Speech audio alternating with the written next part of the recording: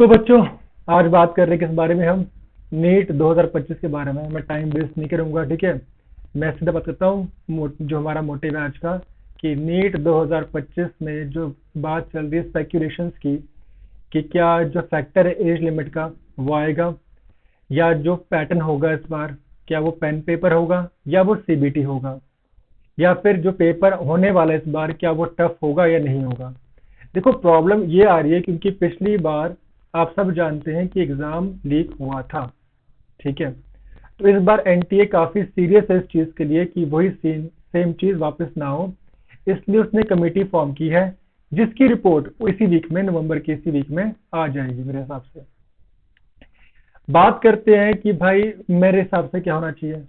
वैसे डिपेंड तो कमेटी भी करता है, पर अगर मैं बात करता हूँ तो देखो, चांसेस एक्चुअली में बहुत कम है। क्या जो फैक्टर होता है कौन सा? एज लिमिट का। कैसे? क्योंकि यार देखो, बच्चे पहले से ही बहुत प्रिपेयर कर चुके हैं और ये फैक्टर पहले भी रेज हुआ था। तो मेरे हिसाब से जो फैक्टर एज लिमिट का वो इस टाइम नहीं आने वाला है। मतलब इसके चांसेस आप मान चलो कि इसमें चांसेस बहुत ही कम है, बहुत कम। पर अगर बात करते हैं किसकी, सीबीटी मोड की, तो यार देखो इसके भी चांस काफी कम है क्योंकि बच्चे बहुत सारे हैं, ठीक है। अगर मैं बात करता हूं सीबीटी मोड की, इसके अंदर they can go for a hybrid model. मतलब कहीं पर सीबीटी होते हैं, कहीं पर होते हैं पेन पेपर, पर चांसेस के भी कम लग रहे हैं मुझे, पर ऐसे चांसेस हो सकते हैं। अगर आपको प्रैक्टिस नहीं है सीबीटी की तो कोई दिक्कत नहीं यार, तो आप कर लोगे, अभी टाइम है आपके पास, ठीक है। अब बात रही किसकी? एग्जाम के पैटर्न की। देखो, पैटर्न में कोई चेंज नहीं आ सकता भाई। पैटर्न जो पहले था, पैटर्न सेम वैसा ही है। अगर मैं बात करता हूँ डिफिकल्टी लेवल की, तो हाँ, उसके अंदर चीजें चेंज हो सकती हैं, क्योंकि जैसा आप देख पा रहे हो आजकल जो बच्चों के रिजल्ट आ रहे हैं, वो बच्चे आराम से स्कोर कर पा रहे हैं 700, 710, 715। तो उनका मोटिव अब ये हुआ क्या कि हम थोड़ा कट ऑफ को कम लेके आए to raise the level of exam. तो हाँ, पैटर्न में तो कोई चेंज नहीं आएगा, पर डिफिकल्टी लेवल के अंदर कुछ अमाउंट ऑफ चेंजेस हो सकते हैं। मतलब इट कैन बी डिफिकल्ट। मतलब अब आपको अगर बात करते हैं डिफिकल्टी लेवल की, तो हाँ, इसके अंदर डिफिकल्टी लेवल बढ़ सकता है। डिफिकल्टी मीन्स मैं क्या कह रहा हूँ? मैं ये कह रहा हूँ कि जैसे असर्शन रीजन क्वेश्चन जो होते हैं बायो के अंदर, वो बढ़ सकते हैं। स्टेटमेंट जो आती है, क्वेश्चन स्टेटमेंट वाले, ठीक है, वो बढ़ सकते हैं ताकि आपका टाइम और लगे चीजों में।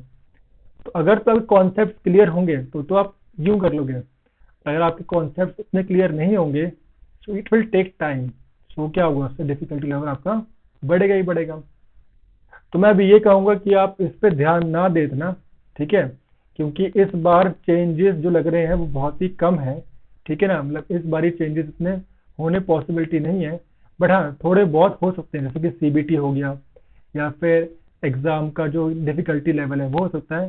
पर जो फैक्टर है एज लिमिट का, उसके चांसेस रियली में बहुत कम है। तो बस आप अपने ध्यान दें पढ़ाई पर। बाकी हमारे चैनल पर भी, एएस इंस्टीट्यूट पर भी सारे जो कोर्सेज हैं वो आप, ठीक है, वो आपको मिल जाएंगे। आप एक बार ट्राई करें। आपको समझ में ना आया तो आप बोलना कि भैया समझ में नहीं आया, मैं टॉपिक हमने आपके चैनल पे गए थे, पर आप एक बार जरूर करें गो थ्रू आप, ठीक है ना। और इसमें कोई भी चार्जेस नहीं है, बिल्कुल फ्री है ये, ठीक है ना। तो आप आराम से जाएं, देखें टॉपिक्स को, और आप बोलेंगे कि हाँ, हमें समझ में आया है, ठीक है। Will go for extra books, extra questions भी करते हैं हम, डिफिकल्टी लेवल जो भी है आपको इसमें दिक्कत होती है आपको, तो वो हम सब क्वेश्चंस ट्राई करते हैं। बाकी ये थी रिपोर्ट एनटीए की भाई, ठीक है, 2025 की। तो भाई इसमें इतना मत सोचना कि भाई क्या होगा क्या नहीं होगा, भाई सब अच्छा ही होगा। और जो फैक्टर है एज लिमिट का, उसके चांसेस रियली में बहुत कम है भाई, बहुत ही कम है। क्यों? क्योंकि आप जानते हो बच्चे कब से प्रिपेयर कर रहे हैं भाई, ठीक है। तो इसके चांसेस रियली बहुत कम है, पर हाँ, डिफिकल्टी लेवल बढ़ सकता है। तो भाई अभी से आप सीरियस रहे पढ़ाई के लिए, और आज टाइम अच्छे से आप ध्यान दें पढ़ाई पर। बाकी भाई देखना पक्का भाई चैनल को मेरे, ठीक है।